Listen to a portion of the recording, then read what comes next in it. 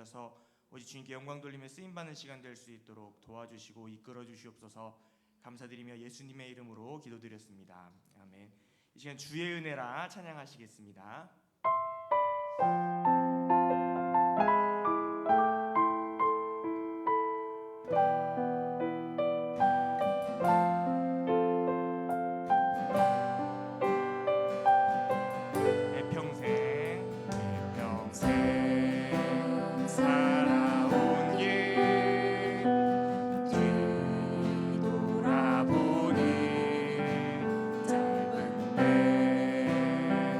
인사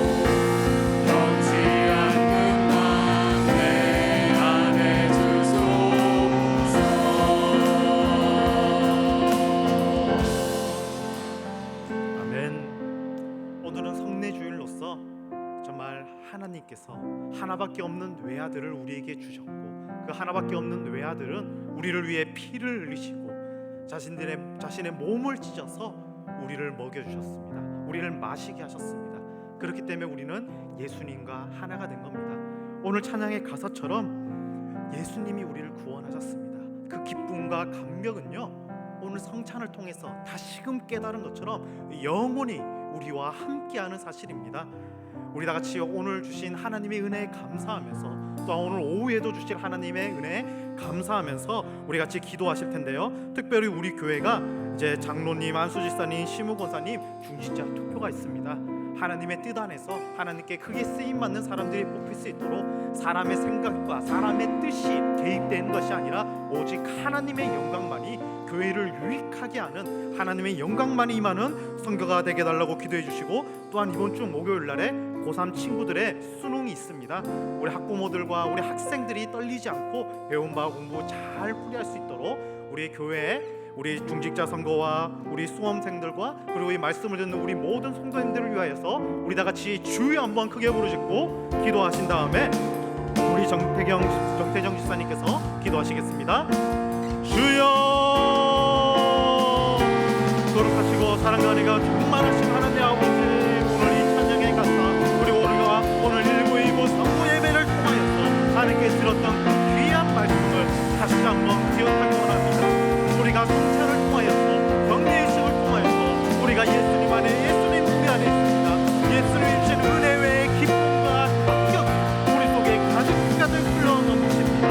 예수님이 우리와 동행하실 때, 우리가 예수님을 처음 만났을 때 그 기쁨과 감격이 잊어지지 않게 도와주시옵소서. 변치 않는 마음을 우리에게 허락하여 주시옵소서. 하나님의 영광 위에 나아가기 원합니다. 나만 젊었고자 사는 것이 아니라 우리 교회를 위해 기도합니다. 귀한 중직자 선거를 합니다. 우리 교회를 이끌어갈 귀한 우리 하나님 아버지의 일꾼들을 선출할 때 사탄의 뜻과 세상의 뜻과 인간적인 계략과 인간적인 공모술과 흠들지 않도록 주님 도와주시옵소서. 하나님의 교회를 아름답게 최선을 다하여 섬길 일꾼들이 뽑힐 수 있도록 주님 모든 과정 하나하나를 주님이 주관하여 주시옵시고, 이번 주 목요일날 날씨가 춥습니다. 추운 날씨 가운데 우리 고3 친구들, 재수생 친구들 다시 한번 수능을 봅니다. 주님, 이 수능은 이제 마지막입니다. 2023년의 마지막을 약속하는 이 수능에 최선을 다하여서 하나님께 주는 지혜로 이 수능을 잘 치러나갈 수 있도록 우리 학생들 한 사람 한 사람을 주님 축복하여 주시옵소서. 그 밖에도 하나님의 귀한 말씀을 듣고자 하는 성도님들이 자리에 나왔습니다. 온 마음을 다해 하나님을 예배하고 하나님을 찬양하고 하나님을 경배하며 하나님의 말씀에 집중할 수 있는 귀한 시간 될 수 있게 도와주시옵소서.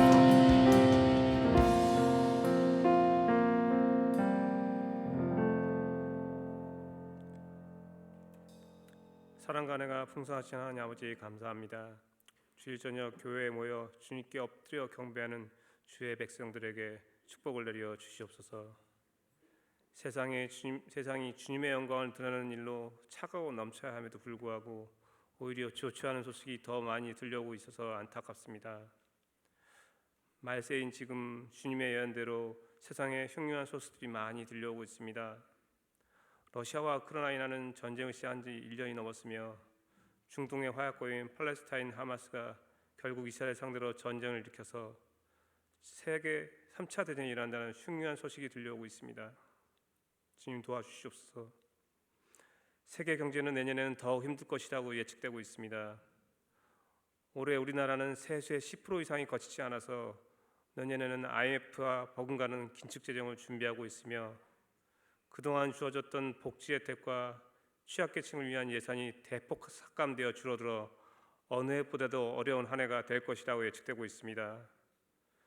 주님, 저 고통으로 울부짖고 있는 저 백성들에게 속히 평안을 허락하여 주시옵소서. 겨울이 다가오고 있습니다. 우크라이나와 이스라엘은 먹을 것도 먹을 물도 없는 난민들이 사방으로 흩어져서 쉴 곳을 찾아 헤매고 있습니다. 전쟁은 오직 주님께 속한 것이오니 속히 전쟁을 끝내도록 하여 주시옵소서.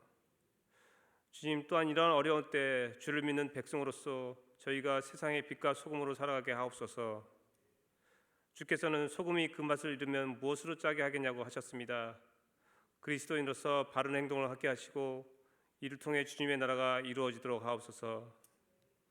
비록 세상은 어렵지만 주의 백성들은 공중에 나는 새와 같이 먹이시고 입히시듯 주께서 예비하신 은혜로 먹이시고 입혀 주시옵소서.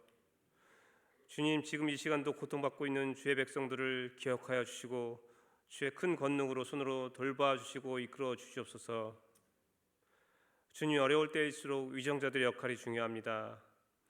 위정자들이 주님을 두려워하며 모든 권력은 주께로부터 나온다는 생각을 버리지 않고 주님을 두려워하며 정치하도록 하옵소서. 주님, 우리 교회도 이번에 새롭게 장로님과 안수지사님, 권사님을 선출합니다. 주님을 두려워하고 타의 모범이 되는 성도들을 준비시켜 주시옵소서. 주님, 예배 시작하는 시간입니다. 찬양으로 하나님께 영광을 돌리는 호상나 찬양대에게도 주님의 은혜가 함께하여 주시옵소서. 모든 말씀 우리 주 예수 그리스도의 이름으로 기도드립니다. 아멘.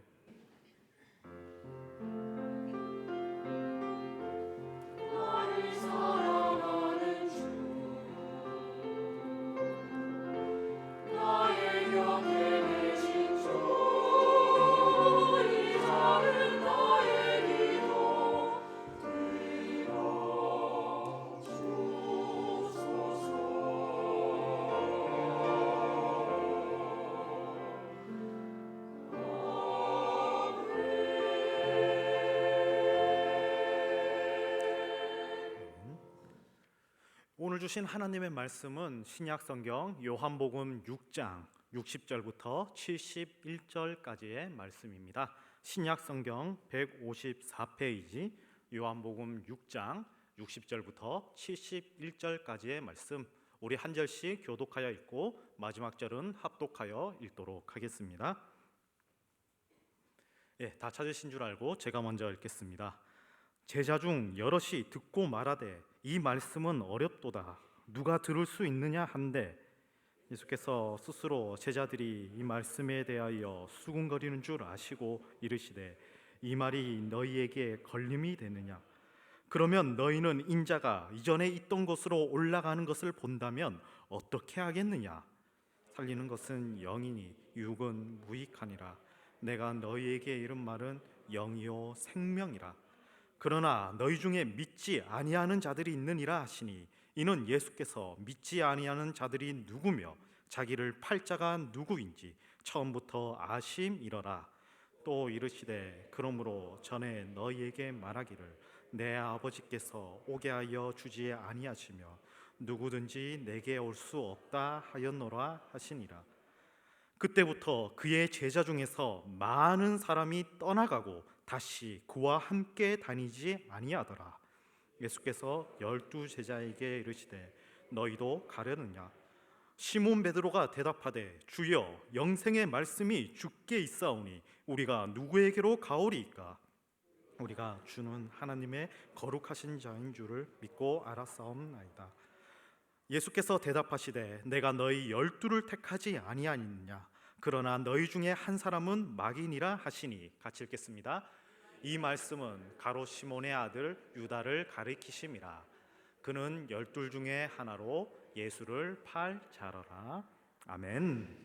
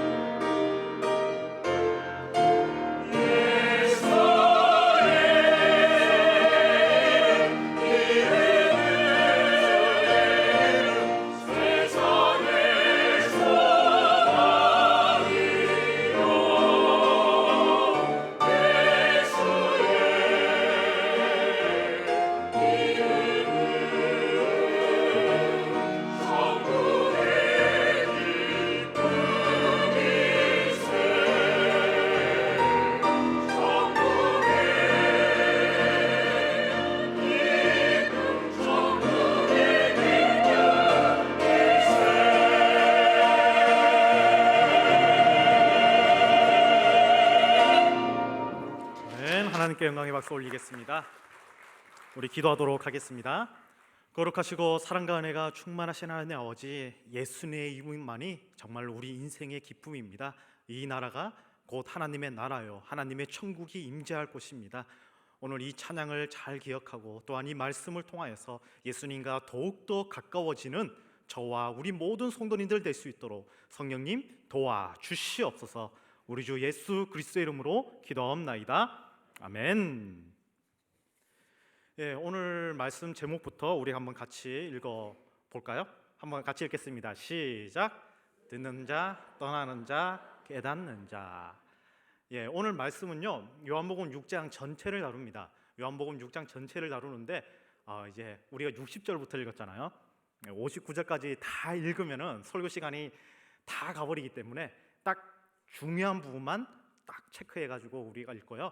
이 말씀을 통하여서 중요한 점을 우리가 좀 배워 나가고자 합니다. 보시면은 제목만 봐도 무슨 내용인지 알겠죠?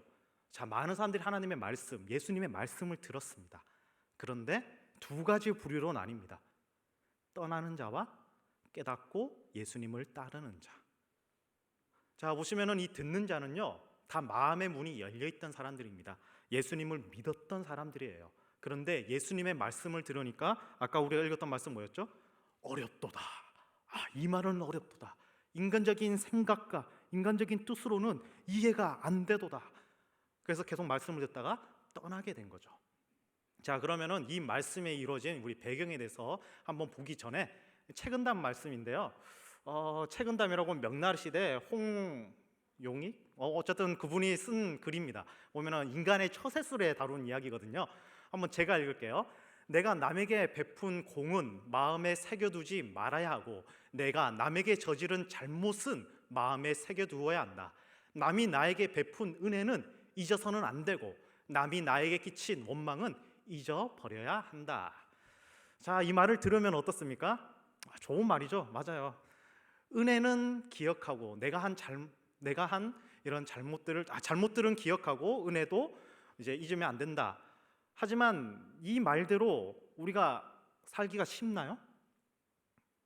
예수님의 말씀도 마찬가지죠. 이 책은담도 보면은 누구나 다 좋은 말 할 수가 있어요. 근데 실제 삶의 실천이 안 되는 거잖아요. 저도 마찬가지입니다. 우리 목회자들도 정말 이렇게 큰 유혹에 빠질 때가 있어요. 이 자리에 서면요, 성자가 돼요. 성인 군자가 돼요. 위인이 대해서 다 말합니다. 그런데 막상 실제 삶에서, 가정에서, 이웃에서, 아니면은 나를 모르는 주변 사람들에게서 거룩하고 선한 영향력을 끼치는 게 어려워요. 목사님들도 운전하다가 갑자기 막 끼어들고 이러면은 화가 납니다. 욱합니다.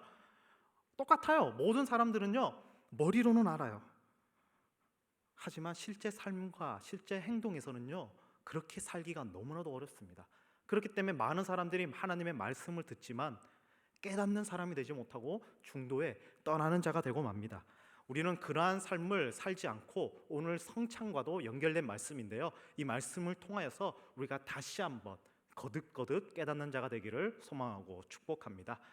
우리 말씀의 배경을 잠깐 보시면요, 예수님은 예루살렘에서보다는 갈릴리에서 활동을 많이 하셨습니다. 우리 구약 파노라마 하신 분은 아시죠?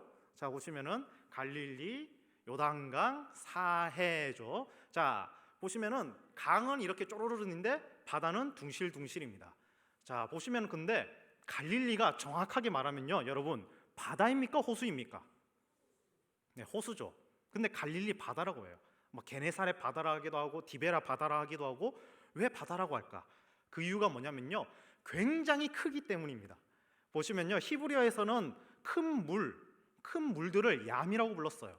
호수도 얌이라고 불렀고 바다도 얌이라고 불렀어요. 그런데 오른쪽 끝에 지중해는 너무 크잖아요. 지중해는 큰 얌, 나머지는 그냥 얌. 그래서 호수나 바다나 우리가 번역하기는 우리 입장에서 호수다 바다라고 번역한 거지, 이스라엘 사람들 입장에서는 그 당시 이스라엘 사람들은요, 호수나 바다나 둘 다 얌이라고 했습니다. 그렇기 때문에 우리가 이제 번역을 할 때 호수라고 번역하는 사람도 있고, 또 이스라엘 사람들은 어차피 다 같은 말이니까 바다라고 이렇게 번역하는 사람도 있습니다. 그리고 또 중요한 게 있습니다. 갈릴리, 디베라, 게네사렛, 아니면 긴네렛, 여러 가지 명칭으로 불립니다. 그 이유가 뭐냐면요, 여기가 파도가 치는 호수예요. 어마어마하게 커서 파도가 치는 호수이기 때문에 이곳 근처에 마을이 하나만 있었을까요? 아니면 많이 있었을까요? 많이 있었습니다. 그래서 각자 그 마을에 있는 사람마다 자기가 있는 동네 이름을 붙여서 게네사렛에 사는 사람들은요, 이곳은 게네사렛 바다다. 디베라에 사는 사람들은 이곳은 디베라 바다다. 아니면 통틀어서 갈릴리 지방이니까 갈릴리 바다다. 이런 식으로 이야기를 했었습니다. 자, 하지만 이 많은 도시들은요, 이제 시간이 지나면서 이슬람도 침입하고 이스라엘이 풍파를 이제 당하면서 딱 하나의 도시만 남았습니다. 그 도시의 이름은 디베라. 자, 정확하게 말하면은 티베리아만 남게 되었습니다. 로마의 황제의 이름을 딴 도시예요. 이 당시에 이제 헤롯 대왕이 로마에게 환심을 사기 위해서 로마 황제의 이름을 따서 티베리아라고 이제 계획 도시를 지었는데 그 도시만 지금 또 남아 있어서요. 여러분들께서 이제 성지 순례로 갈릴리를 가시면 이 디베라로 가게 됩니다. 이 티베리아 요곳에 호텔과 식당들이 쫙 있거든요. 거기서 베드로 물고기도 먹고 베드로 그 배도 타고 이렇게 하게 됩니다. 자, 그러면은 이 티베리아만 있는 게 아니라요, 보면 북쪽에 가버나움이라는 동네가 있습니다. 예수님이 제일 많이 활동한 곳입니다. 이 가버나움 하면은 제가 좀 할 말이 있습니다. 제가 4년 전에 2019년이죠. 19년에 제가 성지순례를 갔습니다. 성지순례를 가려고 원래 학교 다닐 때 신대원 때 갔어야 했는데 그때는 타이밍이 안 맞아서 못 갔고, 이제 시간이 약간 있어가지고 성지순례를 가려고 하는데, 그래서 전화를 하고 신청을 했죠. 근데 문제가 생긴 거예요. 지금 또 솔로지만은 그때도 솔로였거든요. 혼자 가면은 돈을 20에서 30만 원을 더 내래요. 2인실, 3인실을 줘야 한다고. 그래서 원래 가격도 300이 넘는데 2, 30만 원 이상을 더 달라고 하니까 더 들 수도 있다는 거예요. 그 말 들으니까 갑자기 기분이 확 상하는 거예요. 그러고는 아니, 나도 그래도 목사인데, 나도 이제 신학을 많이 공부한 사람인데 그냥 내가 공부하면 되겠다 싶어서 당장 서점 가서 이제 이스라엘 책 지리서를 2권 샀습니다. 그리고 구글 지도나 아니면 열심히 블로그를 공부하면서 스스로 배낭을 메고 배낭 여행으로 제가 이스라엘을 갔었습니다. 그래서 예루살렘에도 한 일주일 넘게 있고, 그 다음에 갈릴리 여기도 한 4월 5일 있었는데, 제일 처음에 제가 어디로 도착한다 했죠? 여기 가면은 디베라에 도착합니다. 여기가 인구가 3만 명이 넘게 사는 이제 도시인데, 자, 이곳에 도착해서 이제 유적지로 이제 가는 거예요. 뭐 베세다도 있고 고라도 있고 게네사렛도 있고 유적지로 가는데, 그 유적지에서 제일 크게 남은 거는 북쪽의 가버나움입니다. 자, 문제는 제가 한글 성경의 지명을 알았다는 거예요. 솔직히 말씀드리면요, 저는 디베라랑 티베리아가 같은 데인지 몰랐어요. 그냥 구글에서 보니까 티베리아부터 출발한다 다 이렇게 떠가지고 티베리아 갔는데, 가니까 이게 디베라였던 거예요. 이게 성경에 나오는. 자, 그 다음에 저는 어쨌든 가버나움 정도는 알고 있었어요. 그래서 이제 버스 탈 때 이제 구글 지도로 가면 이제 몇 번 버스를 탄다 해가지고 몇 번 버스를 타고 가버나움으로 가냐고 이제 버스 기사한테 물었죠. 그러니까 버스 기사가 알아들었을까요? 몰랐을까요? 못 알아듣죠. 가버나움 이러니까 못 알아들은 거예요.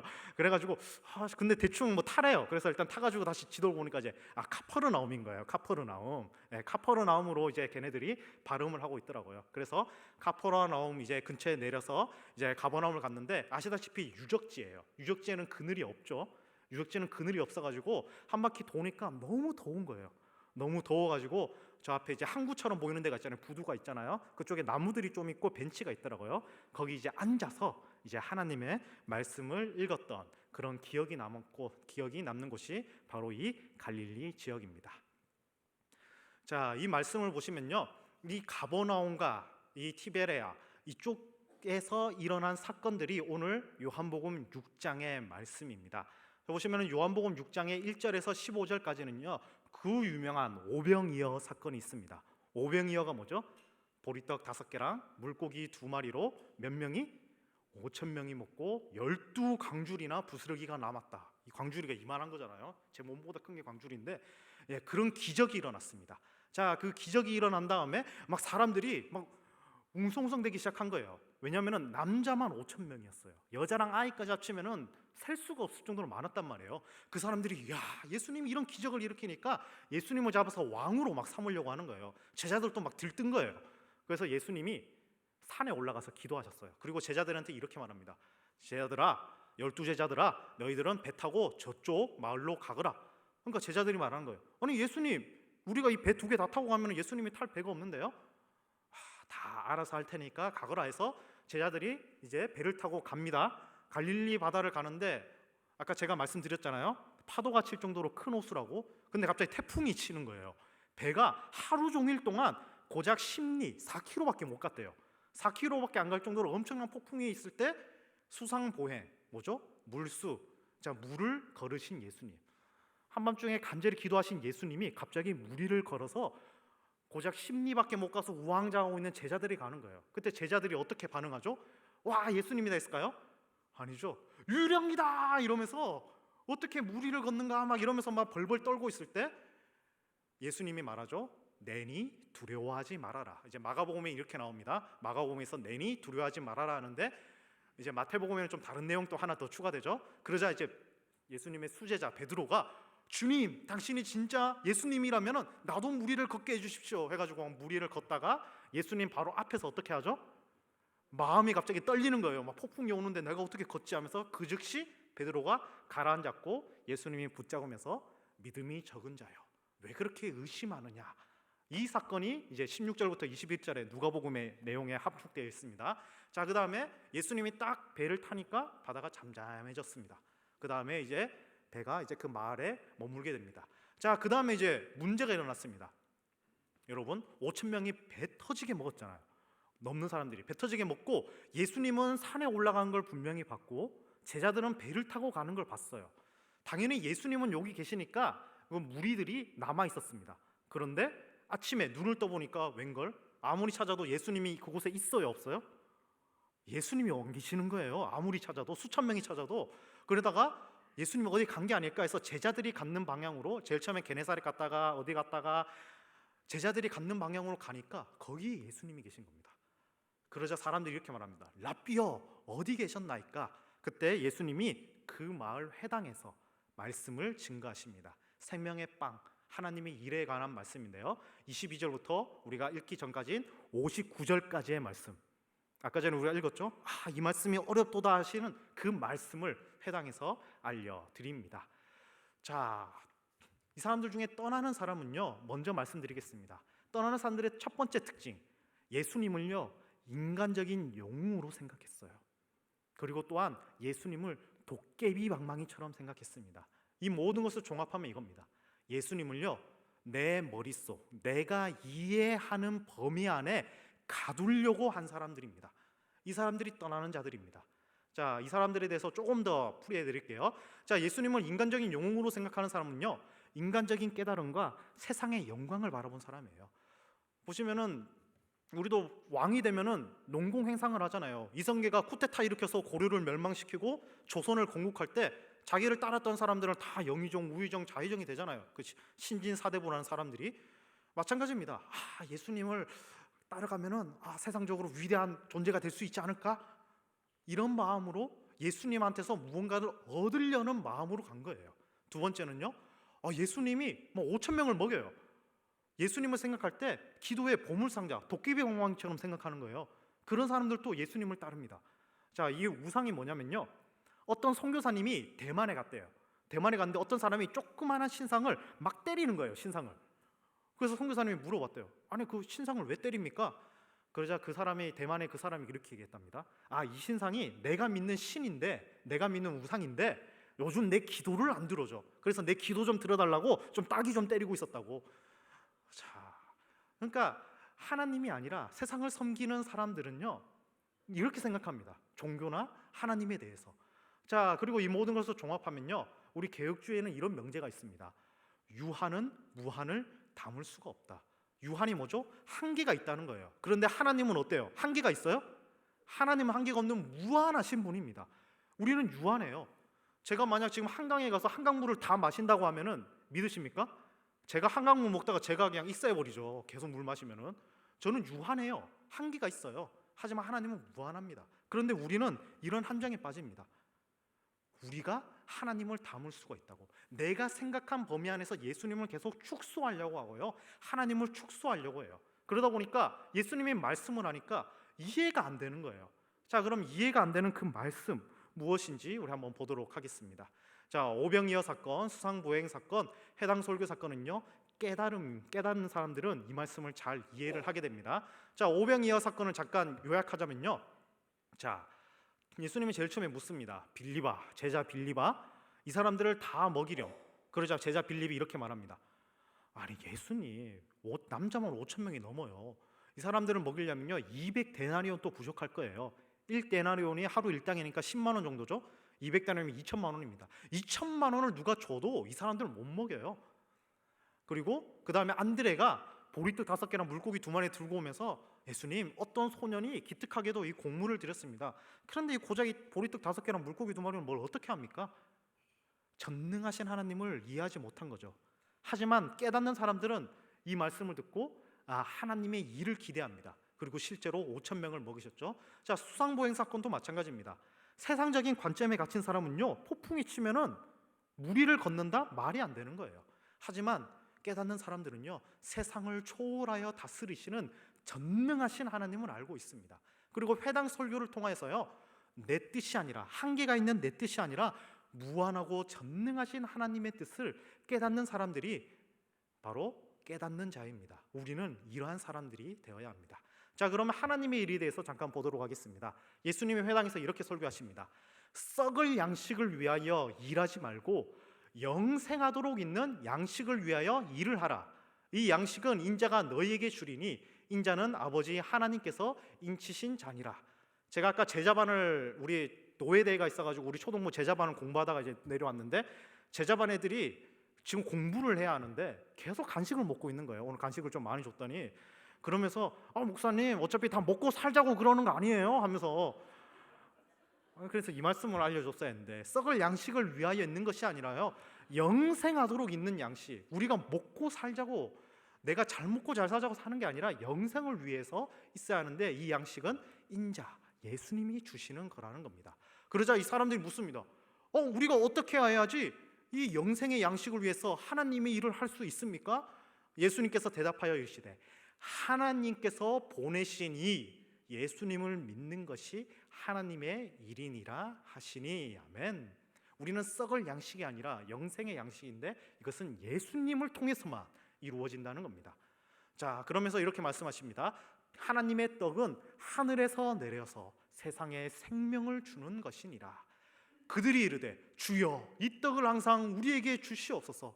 옛날에 만나가 떠오른 거예요. 옛날 우리 조상들의 만나가 떠오르니까 하늘의 떡 빨리 우리에게 달라고, 그래서 생명을 달라고, 하나님이 일을 할 수 있게 해달라고 이제 회중들이 이제 외치는 겁니다.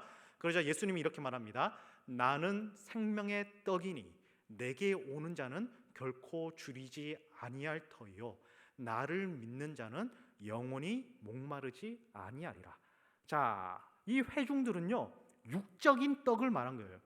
육체적으로 눈에 보이는 빵을 말한 거예요. 근데 예수님이 말한 빵이 지금 눈에 보이는 빵입니까? 아니죠. 영생의 생명의 빵이잖아요. 성령님을 통해서 깨닫는 빵이잖아요. 그렇기 때문에 내가 곧 생명의 떡이다. 나에게 오는 자는 줄이지도 않고 배고프지도 않고 목마르지도 아니할 것이다. 이렇게 말씀을 하시는 겁니다.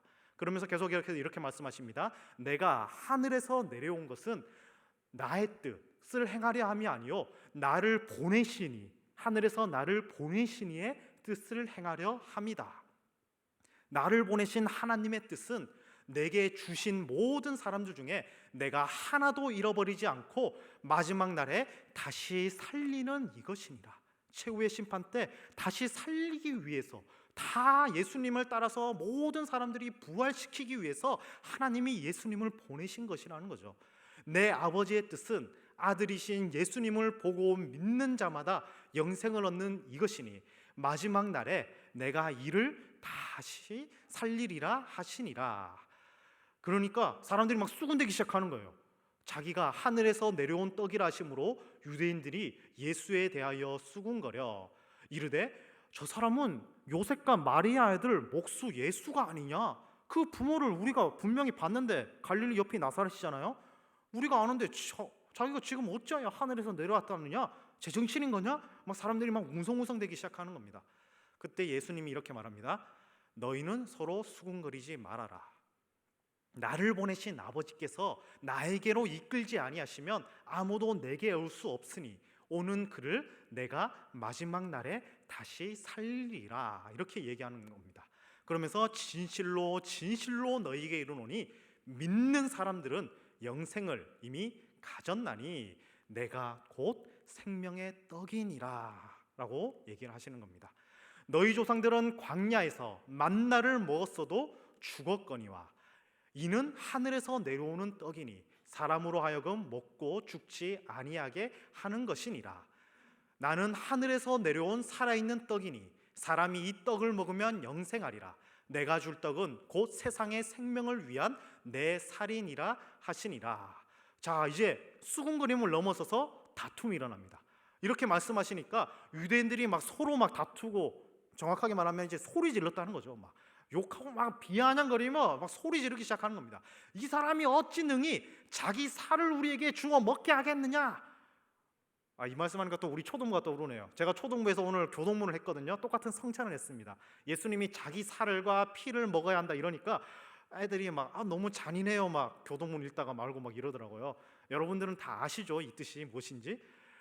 능히 자기 살을 우리에게 주어 먹게 하겠느냐? 예수께서 이르시되 내가 진실로 진실로 너에게 이르노니 인자의 살을 먹지 아니하고 인자의 피를 마시지 아니하면 너희 속에 생명이 없느니라.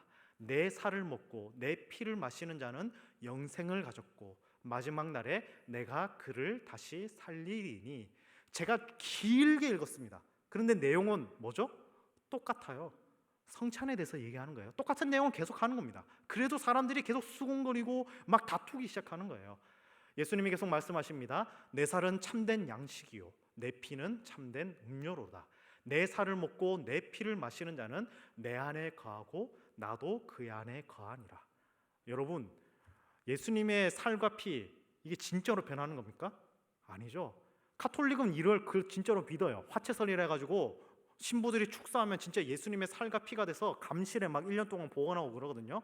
아니에요. 우리 칼빈 선생님이 확실하게 말했잖아요. 성령님을 통하여서 우리가 예수님과 함께 하는 거라고. 성령님을 통하여서 떡과 피가 우리가 예수님 안에, 예수님이 내 안에 들어가는 거라고 분명히 말을 했잖아요. 이 성찬을 통하여서 우리는 예수님과 안에 들어가고 예수님은 또 우리 안에 들어갑니다. 무한한 굴레 속에서 예수님과 우리는 동행을 하게 되는 것입니다. 살아계신 아버지께서 나를 보내시며 내가 아버지로 말미암아 사는 것 같이 나를 먹는 그 사람도 나로 말미암아 살리라. 이것은 하늘에서 내려온 떡이니 조상들이 먹고도 죽은 만나와 같지 아니하며 이 떡을 먹는 자는 영원히 살리라. 자, 그 다음에 중요한 말씀입니다. 이 말씀은 예수께서 가버나움 회당에서 가르치실 때에 하셨느니라. 아멘. 제가 아까 전에 말씀드렸잖아요. 자, 가버나움으로 가서 너무 더워서 그늘에 앉아가지고 말씀을 듣는데 이 마을이 어디라고요? 가버나움이었던 겁니다. 깜짝 놀란 거예요. 실은 제가 누워서 읽고 있었거든요. 벤치에 사람도 별로 없어가지고. 그러다가 자리를 고쳐잡고 내가 지금 거닐고 있었던 그곳에서 예수님이 말씀을 하셨구나. 저기 보면 부두 저쪽에 누워있다가 깜짝 놀란 거예요. 이게 제가 처음에는 보시면 왼쪽에 사진만, 회당 사진만 찍었거든요. 그 다음에는 제가 셀카를 찍었습니다. 지금이랑 똑같이 통실통실하죠. 보면은 이때 예수님이 이 설교하신 곳이 이곳이구나. 내 살과 피를 먹으러 가신 이 회당 장소가 바로 이곳이구나. 이제 다시 한번 더욱더 제가 깨닫게 된 것이죠. 자, 깨닫는 사람들은요 이렇습니다. 보시면요, 아까 전에는 이제 예수님의 전능하심, 우리 성도님들은 다 전능하심만 이해하시잖아요. 하지만 깨닫는 사람들의 심오와 가정으로 가면요, 이 오병이어 사건 전에 요한복음 이제 6장 2절에 이렇게 말합니다. 6월절이 가까이 오매라고 말합니다. 여러분 아시죠? 6월절 날에 예수님이 무슨 만찬 하셨죠? 최후의 만찬을 하셨습니다. 6월절 어린 양으로 예수님이 돌아가셨습니다. 그래서 아까 전에 우리 담임 목사님의 이제 설교 말씀을 잘 들은 사람들은 기억하실 때 유카리스테오, 그렇죠. 유카리스테오. 예수님께서 성찬하실 때 떡을 떼어서 감사 기도하시고 하셨잖아요. 여러분 오병이어도 마찬가지입니다. 오병이어 때도 보리떡 5개를 떼시면서 축사하시거든요. 이 축사하신다는 단어가 뭘까요? 유카리스테오입니다. 이미 예수님께서는 오병이어 사건을 통하여서 자신의 죽을 몸과 자신이 흘릴 피를 이미 아셨던 것입니다. 그렇기 때문에 마태, 마가, 누가에 나오는 모든 축사라는 단어는요, 감사 기도하시더라, 이 유카리테스라는 단어입니다. 6월절 어린 양으로 오실 예수님. 그래서 우린 6월절을 지키진 않죠. 대신 6월절 다음 날인 무슨 날? 부활절을 우리는 지키고 있고요. 우리가 매 주일마다, 주일을 작은 부활절이에요. 우리가 3, 4월달에 지키는 건 큰 부활절이지만 매 주일이 부활절이에요. 매 주일이 6월절 어린 양으로 찢기신 예수님을 기억하는 날이기 때문에 우리가 안식일인 토요일 날에 예배를 드리는 것이 아니라 주님이 부활하신 부활절인 주일날마다 예배를 드리는 것입니다. 그리고 수상보행상것도 마찬가지입니다. 여러분, 이 얌이라는 단어는요, 옛적부터 죽음, 혼돈을 상징합니다. 그냥 물은 생명수죠. 하지만 유대인들은 육지에 살았기 때문에 육지에 살았던 중동 사람들, 사막에 있던 중동 사람들은요, 큰 물을 죽음, 고통, 용, 리워야단 이런 걸로 생각을 했단 말이에요. 그런데 그 죽음을 예수님은 두 발로 밟으셨다는 거예요. 죽음과 죄와 사탄, 그 수호를 상징하는 죽은 자들이 가하는 그 죽음의 늪, 죽음의 물을 예수님은 발로 밟고 극복하셨다는 거죠. 이 말은 다시 말해서 무엇이죠? 십자가의 죽으심과 부활입니다. 예수님도 십자가에 죽으셔서 수월에 들어가셨어요. 물속에 들어가셨어요. 죽음의 깊은 곳으로 들어가셨어요. 하지만 부활하신 겁니다. 죽음을 이기신 것이죠. 극복하신 것이죠. 마지막 회당 설교는 뭐 더 설명하지 않아도 아실 것입니다. 성찬을 통하여서 이 부활, 예수님만 부활하신 게 아니라 이 성찬을 통하여서 우리들도 부활에, 은혜에, 감격에, 기쁨에 참여하는 존재, 감사하는 존재가 됨을 예수님은 분명히 말씀하고 계시는 것입니다. 단순하게 하나님의 아들 예수님이 전지전능하심을 넘어서서 예수님의 십자가와의 죽음과 부활을 우리가 매번 생각할 수 있도록 예수님께서 우리에게 성찬의 의식을 주신 것입니다. 이때 우리는 어떻게 반응해야 할까요? 떠나는 자로? 그냥 듣기만 하는 자로? 아니죠. 깨닫고 삶 속에서 이 부활에 참여하면서 실천하는 존재가 되어야 합니다. 여러분, 우리는 예배, 워십이라고 이렇게 해서 예수님 하나님을 섬긴다라고 말하지만요, 카톨릭은요 자신들의 예배를 뭐라고 부르는 줄 아시나요? 미사라고 부릅니다. 이 미사가 어디서 나온 거냐면요, 이제 미티오라는 이제 라틴어에서 나왔거든요. 예배가 끝났을 때 미티오 이럽니다. 이게 뭐냐면요, 보냄 받았다라는 것입니다. 신부가 이렇게 말하는 거예요. 카톨릭은 무조건 예배 때마다 성찬을 하거든요. 모든 예배마다 성찬해요. 새벽 예배, 아침 예배 때도 성찬을 하거든요. 성찬을 먹고 이제 나가는 사람들에게 미티오합니다. 당신은 보냄 받은 사람들입니다.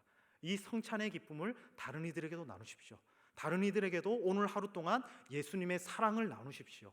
성찬을 통해 부활에 참여했다는 말은요, 다시 말해서 복음을 전파하는 사람이 되었다는 거예요.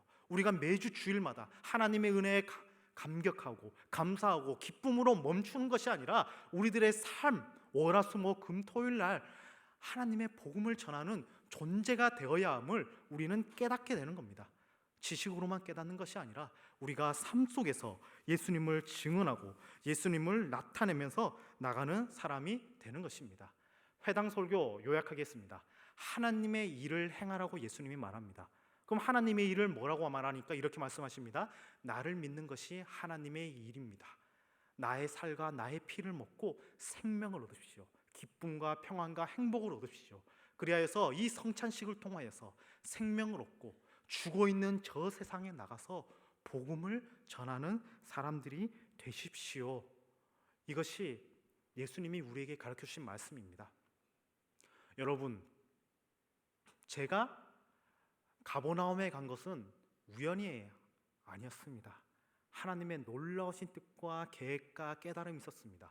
그리고 오늘 저는요, 이날에 성찬하는 줄 몰랐습니다. 저는 당연히 다음 주일에 성찬하는 줄 알았습니다.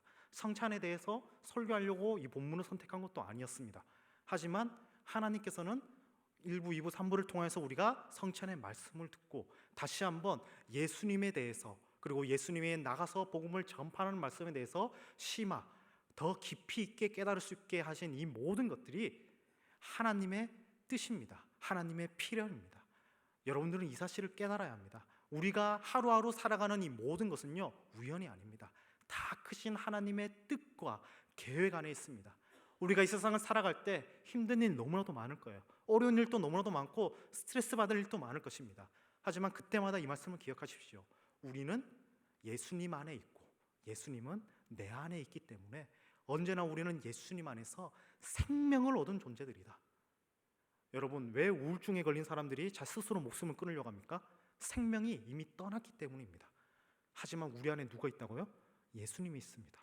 예수님 안에서 우리는 생명을 공급받습니다. 그러면 이제 우리는 가만히 있을 수가 없습니다. 이 그림을 한번 좀 제가 보여드릴게요. 보시면은 리더와 보스의 차이입니다. 자, 여러분, 보스는 어떤 존재죠? 위에서 지시만 하는 존재입니다. 하지만 리더는 어떤 존재죠? 앞에 나가서 이끄는 존재입니다. 앞에 나가서 제일 힘든 곳에서 오히려 뒤를 돌아보면서 독려하고 격려하며 함께 하자고 하는 존재입니다. 우리가 믿고 있는 우리 주 예수 그리스도는 보스였습니까? 야, 빨리 나를 전하라 이렇게 말만 했습니까? 아니죠. 십자가에 찢기시고 피를 흘리시면서까지 우리보다 앞서 나가시면서 우리를 이끌어 주시는 존재가 우리가 믿는 예수 그리스도이십니다. 제가 좋아하는 어떤 사람과 이야기를 하고 있는데 그 사람이 이렇게 얘기를 하더라고요. 나는 죽을 때 순교를 하고 싶다고. 순교의 의미가 뭐죠? 뜻이 뭐죠? 희생과 섬김과 나눔, 이 예수님을 닮아가는 거잖아요. 순간 약간 흠칫하긴 했는데 그런 생각이 들더라고요. 맞습니다. 기독교인들은 순교하는 사람들이 되는 거죠. 정반대로 이슬람 사람들은 어떻습니까? 이슬람을 믿는 사람들은요, 파괴를 합니다. 무언가를 파괴하면서 그것이 천국에 간다고 생각을 해요. 세상 사람들도 마찬가지입니다. 남을 짓밟아야지만, 남보다 내가 위에 있어야지만 내가 승리한다고 생각합니다. 하지만 예수님을 믿는 사람들은 아닙니다. 예수님이 왜 십자가에 찍히셨습니까? 왜 예수님이 십자가에 죽으셨습니까? 그것이 승리의 길로 보이진 않잖아요. 하지만 예수님처럼 희생하고 예수님처럼 섬기고 예수님처럼 나누고 그 나눔을 실천하는 사람에게 하나님이 진정한 생명을 주신다는 것을 이제 우리는 깨닫게 됩니다. 이제 마지막으로 이걸 좀 알려드릴게요. 하도 개혁주의 신학이 무엇이냐 묻는 사람들이 너무나도 많아서 이번에 총신대에서 새롭게 개혁주의 신학을 4가지 단어로 정의를 했습니다. 첫 번째는요, 성경을 최고 권위로 여기는 것이 개혁주의 신학입니다. 세상 사람들이 아무리 뭐라고 떠들고 내 머릿속으로 이것이 맞다고 외쳐도 성경이 보기에 옳지 않으면요, 동성애는 나쁜 거예요. 마약은 나쁜 거예요. 그것들은 악행인 거예요. 두 번째는요, 오직 은혜로 구원받음. 이것이 개혁주의 신학입니다. 내가 힘을 써서 내가 노력해서 구원을 받는 게 아니라 전적인 하나님의 은혜로 구원받음.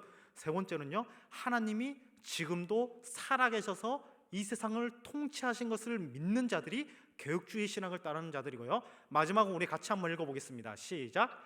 악한 세상 문화를 변혁하는 자들이 개혁주의 신학을 믿는 사람입니다. 여기서 악한은 제가 넣은 거고요. 제가 이제 삽입한 단어고요. 기본적으로 세상을 변혁합니다. 세상을 변화시켜야 해요. 예수님의 사랑으로 변화시키는 존재입니다. 나만 듣고 나만 깨달아서는 안 돼요. 세상에 나가야 해요.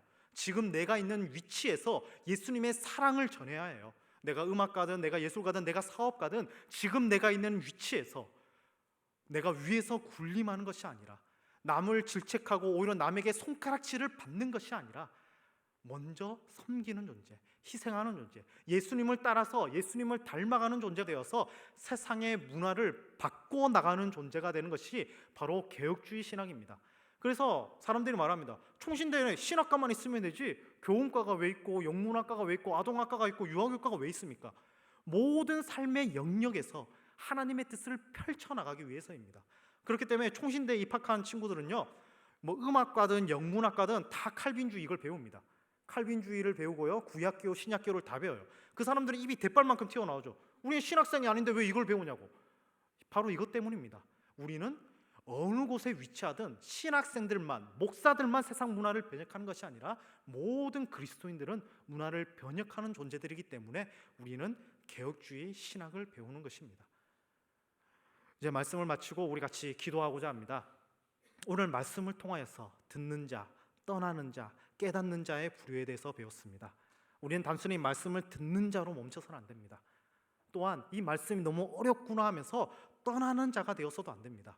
우리는 깨닫는 자가 되어야 합니다. 예수 그리스도의 십자가의 죽음의 의미를 매일매일 깨닫는 자가 되고 그 말씀을 내가 예수님 안에, 예수님이 내 안에 있음을 세상 사람들에게 선포하고 전달해 주는 자가 되어야 합니다. 우리가 교동문 마지막은 어떻게 했죠? 교동문 마지막은 세상을 사랑하는 것이 우리의 목적이라고 말하잖아요. 예수님이 세상을 사랑한 것처럼 우리들도 세상을 사랑해야 합니다. 세상에 복음을 전해야 합니다. 세상 사람들을 위해서 좀 희생할 줄 알아야 합니다. 세상 사람들을 위해서 나눌 줄 알아야 합니다. 희생하고 섬기고 나누면서 그것을 실천하는 우리 성도님들이 되시기를 간절히 소망합니다. 우리 잠깐 우리 함께 기도했으면 좋겠습니다. 오늘 말씀을 기억하시면서 또한 1부, 2부 담임 목사님께서 말씀하신 것을 기억하면서 십자가의 죽음은 영광이 아니에요. 기쁨이 아니에요. 그런데 예수님은 이것이 기쁨이라고 말씀하십니다. 왜냐하면 이것이 영원한 생명이기 때문입니다. 모든 사람을 살리는 유일한 길이기 때문입니다. 그런 예수님을 닮아가야 하지 않겠습니까? 예수님을 조금씩 닮아가는 것이 성화입니다. 성화된 우리가 되게 해달라고, 언제나 하나님의 은혜에 거하는 자가 되게 해달라고, 힘들고 어렵고 지칠 때마다 예수님이 내 안에, 예수님이 내 안에, 내가 예수님 안에 있음을 확신하고 다시 힘을 얻고 세상에 나아가서 세상을 변혁하는 내가 되게 해달라고 우리 다 같이 주여 한번 크게 부르짖고 기도하도록 하겠습니다.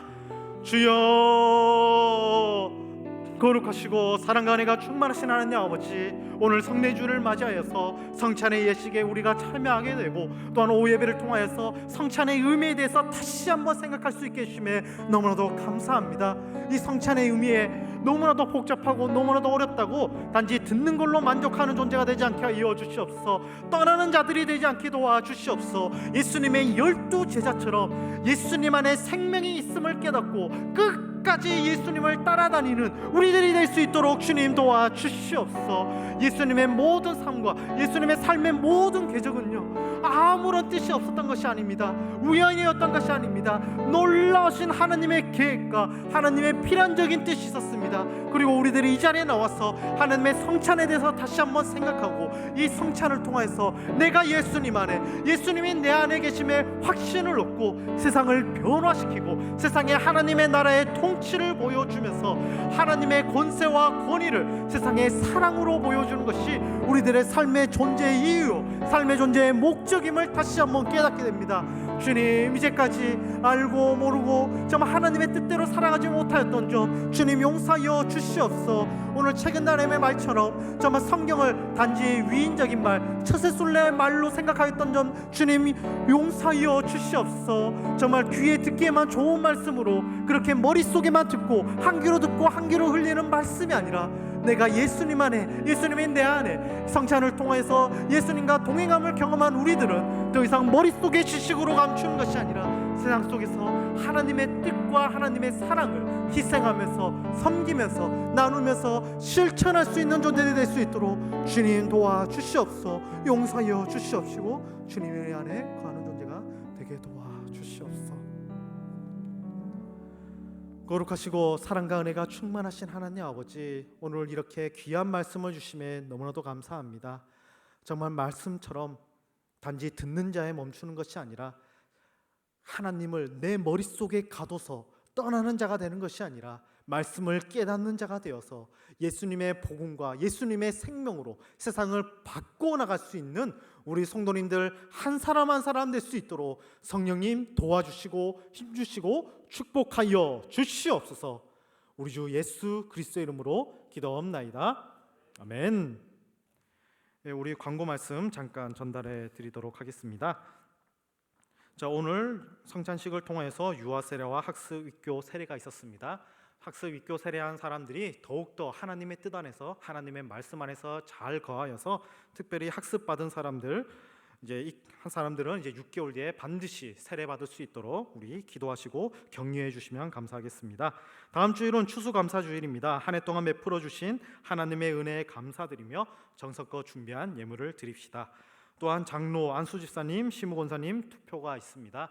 우리 한번 바깥에 있는 비치되어 있는 그 분들을 보시면서 기도로 정말 우리 상도제일교회를 잘 이끌어 가실 분들을 위해 기도하시며 투표를 준비하시면 감사하겠습니다. 날마다 솟는 샘물을 신청해 주시고요. 또한 목요일 날에 있을 수능 수험생을 위한 기도회를 위해서 우리 학생들을 위해서도 기도해 주시고, 날씨가 춥습니다. 그런데도 많은 권사님들과 학부모님들이 이제 목요일 날에 고등부실에서 기도하시는데, 학부모님들을 위해서도 권사님들을 위해서도 우리 학생들을 위해서 같이 기도해 주시면 감사하겠습니다. 이번 주 금요 기도회는 에스크 기도회입니다. 정말 학생들을 위하여서, 정말 그리고 자라나는 우리 다음 세대를 위하여서, 선생님들을 위하여서, 그리고 우리 본인의 믿음을 위하여서 이제 조성민 담임 목사님께서 말씀을 전하실 때 많은 분들 참석해 주시고 뜨겁게 기도하고 찬양하는 시간 되셨으면 너무나도 감사하겠습니다. 이제 축도하고 예배를 마치도록 하겠습니다. 지금은 우리 주 예수 그리스도의 은혜와 하나님의 크신 사랑하심과 성령 하나님의 교통 교제하심이 단지 듣는 자로 멈추지 않고 떠나는 자가 되지 않고 하나님의 말씀을 깨닫고 세상을 변혁하는 자가 되기로 굳게 다짐한 우리 모든 상도제일교회 성도님들 머리머리 위에 이제부터 영원토록 함께 있을지어다. 아멘.